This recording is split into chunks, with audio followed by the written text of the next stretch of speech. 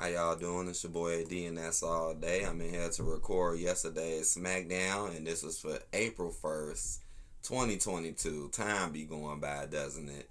And, well, this was a pretty decent episode of SmackDown. I'm gonna go through it. I'm gonna go through the rating. Um, let's see. Drew McIntyre makes a powerful point en route to WrestleMania showdown against Happy Corbin. So yeah, that's pretty much how the show ended. It actually ended with Drew and Happy. I thought we was gonna see Roman maybe, but we didn't though. So I was like, oh, okay. But it wasn't that terrible of a show because they did give a lot of other stars some time to shine, and they started off with what was this, like a 30-man battle royal. Madcap Moss actually ends up winning it, which is crazy. But yeah, it was like a 30-man battle royal, which is basically like for the Andre the Giant event where they give out a trophy to those who win it. And it was pretty much, your lower superstars, mainly a whole bunch of lower superstars. But I mean, shoot, when the match started, majority of them was already in the ring. The only people who got intros was Dolph Ziggler and Rick Rude and Finn Balor. So I was automatically like, yeah, pay attention to those two because they already got interests. And there was a few more other people who caught my attention in this match who I was like, let's watch, like Commander Aziz. He tall as hell. Shanky. Damian Priest was another person to watch. A lot of the commercial people like Akira Tozawa and, like R-Truth and Reginald or Reggie, they got out pretty quickly. But Madcap Moss was the one who actually won. Like, it was so many moments where he almost lost because Baron Corbin came out and was, like, distracting the hell out of him. And he, like, almost lost. But then he ended up winning this, though, which was crazy. And it was literally down to him and Finn Balor at the end with a crazy flip over the ropes. And Finn ended up not getting eliminated. Now, overall, it was a good match. The only downside to me was the ending. The ending could have been a little better, like the way how Madcap finished them off. I found to be a little simple, but overall, the match was good and a good way to kick off the show. Then we had Ricochet defeat Angel and Humberto in an international title triple threat match. Now, when I first seen this, I was like, man, why they gotta put Ricochet in such a bogus match? Like, you're the IC champion, but you're being put in a match where obviously they're kind of pretty much on teams against you, and they can even pin each other and you lose it. So I kind of found that kind of messed up. I mean, Ricochet has been losing some of his matches lately too. So I'm watching it though. I'm like, let's watch this. And they start off jumping him, which is expected. They started off jumping him, beating the hell out of him. I mean, he was really taking some bumps. I mean, it was 2-on-1. But things did get a little crazy though, because, with a few reverses here and there, and the fact that Los Lotharios was starting to get greedy on who would win the title, because they did started to kind of backstab one another and try to hurry up and get the pin and get the belt. So that was throwing them off. But at the very end, though, he ended up, I think Angel was on the ground or whatever. One of them was on the ground, and he knocked the other one on top of him because he reversed the superplex. Then he hit him with what they call it, the 620 or the 650 splash. Hit him with that. Then roll quickly out of that, which was kind of cool. Not the greatest looking thing, but he did recover quick as hell out of that move into his other finisher, which I cannot remember the name of his other finisher, where he brings you down by the leg.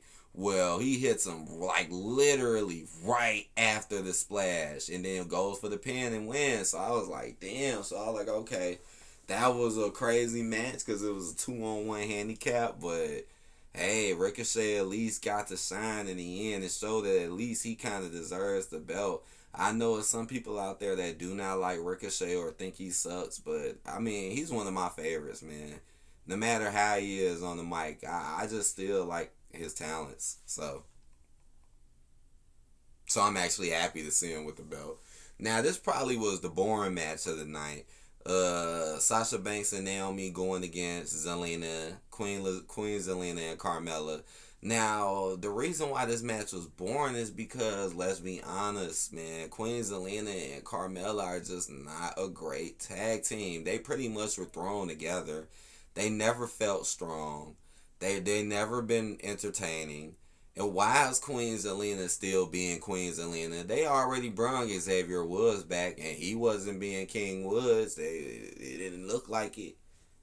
She's still Queen Zelina though. Boring. You know Sasha Banks and Naomi whooped them up good. So that was probably they just that group definitely is finna lose their titles very, very soon.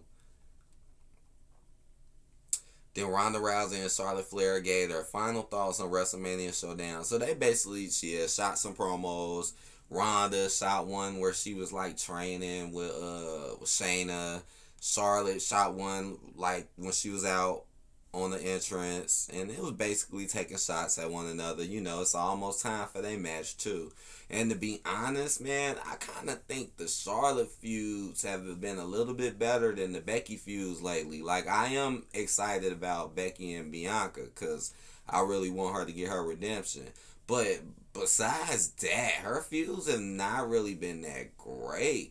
They haven't, and for who knows, this could be a dud too, where they have Becky go over on some goofy, and that could be a dud because it's not like it's like they trying to build Becky like Roman, but it's not working. Roman, yeah, it's working, but eventually that'll get old too. But at least it's working when they keep having him winning. But that's Pat McAfee chased Austin Theory into Mr. McMahon's office and drew the ire of WWE chairman. Yeah, this was funny, man, because Austin Theory was messing with Pat the whole night pretty much. And he came out, he tripped him when Nakamura and them was doing their entrance, and then he chased him. So it's been a lot of that going on. Them chasing him chasing Austin running back into his boss's room like it's his daddy. And then the second time he did it because he threw some water on him. So he came back and ran back. He did it again. Austin Theory ran to Mr. McMahon's office. And then this time Pat got mad. He was like, F this. So he kicked the door in.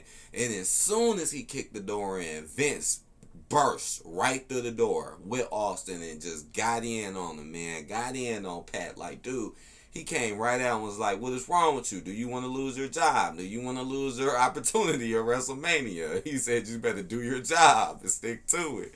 And that was so messed up. Because here go Austin sitting in the background like, I can do whatever I want. I've heard some other rumors, too, about Shane coming back and him getting jealous of Austin. Because Austin is really on some stuff with Mr. McMahon, and this was actually very funny and entertaining, and he was messing with him through the whole match later too. Then we had Rick Boogs versus Jimmy Uso, which ended in a no contest. Now, how did this happen? Right, prior to the SmackDown Tag Team title match on WrestleMania Saturday, Jimmy Uso's one-on-one matchup against Rick Boogs descended into mayhem after Austin Theory threw a fan's drink in Pat McAfee's face and ran away. United States Champion Finn Balor called him and tossed him into the ring. This triggered an all-out bedlam between all. Right, that's what happened, because he did throw the drink at him, too. So he called him and threw him back, because I remember him doing that twice. Or maybe that was the first time. But just know that happened with Mr. McMahon. Okay, so then it turned into a 3-on-3 tag team match. And Austin Theory and the Usos defeated Finn Balor, Shinsuke, and Rick Boogs. And yeah, again, he was just taking shots at him the whole night. Austin Theory and McAfee, you know he got to sit there and announce. So it added some theme. But, I mean, pretty much it was pretty predictable, though. Like, we know they was going to make Austin win this to book him, you know, to make him look strong. And there's nothing wrong with that. There's nothing wrong with making him look strong on his way. And, I mean, they put him on the team with the Usos. You know what I'm saying? So, I will be interested in their match. Now, this is the end. Drew McIntyre stormed onto Happy Talk and reclaimed Angela. So, yes, they was out there making fun of him as usual. You know that Madcap won the damn Rumble earlier, and Happy had won it in 2016. So they was talking about that. You know they was cracking jokes. You know he stole his sword. He was really making some real harsh jokes, to be honest. Happy was, and then Drew came out, don't got a sword, so he grabs a chair, throws it at Happy, as you can see, cracks him, F's him up, and then he leaves, and then he get the sword back, and then they just stood, and then it was like a very long segment at the end. And the reason why it was so long, because they gave you all the previews of all the matches coming up in WrestleMania. But man, that was so weird how, okay, he got the sword back, he did all that, but he must have been standing in that ring forever, and the camera was off of them forever, and Happy and them was sitting on the entrance forever. And then once they went through the matches, okay, now he's back. He shoves the sword into the ground, and this is where this picture comes from. He shoves the picture, the picture. He shoves the sword into the ground. The funny part is the first time he did it, it didn't work. I seen that too. It bounced the first time. Then the second time it worked. Then the explosions went off and all of that. So it ended with Drew McIntyre hyping up their match. Okay, so if I had to rate this episode, I would give it a 3.5 out of 5. I think this week's Raw was a little bit better than SmackDown, which is actually kind of rare. But SmackDown wasn't that bad either because of the showcasing. And it could have been better, though. I think what would have really helped the show is if we would have had one more final bit with Brock and Roman. But we didn't even see him. We didn't even see him. So you know what that means. They're just saving the best for last. So I hope y'all enjoyed the video. Please hit that like button, comment, subscribe if you ain't, and I'll be back here later tonight for my live stream, day one of WrestleMania. So be there, because this should be exciting. And I'll see you guys later. Peace out.